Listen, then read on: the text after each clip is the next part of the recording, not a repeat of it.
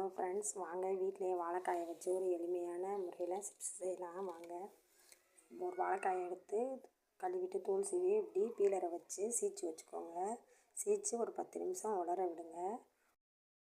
டம்ளரில் கல் உப்பு எடுத்துக்கிட்டு ஒரு ஸ்பூன் மஞ்சத்தூள், 1.5 ஸ்பூன் 1.25 ஸ்பூன் எடுத்துக்கோங்க. மஞ்சள் தலை போட்டுக்கிட்டு தண்ணி ஊற்றி கொஞ்சம் இப்படி கரைச்சி வச்சு அடுப்பில் வானலில் வச்சு எண்ணெயை ஊற்றிட்டு எண்ணெய் சூடாகணுன்னே இந்த வாழைக்காவை எடுத்து போடுங்க ஃப்ரெண்ட்ஸ்.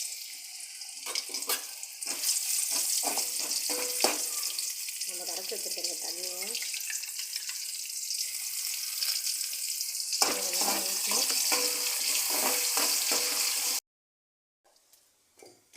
ஃப்ரெண்ட்ஸ் வெந்துக்கிட்டு இருக்கு.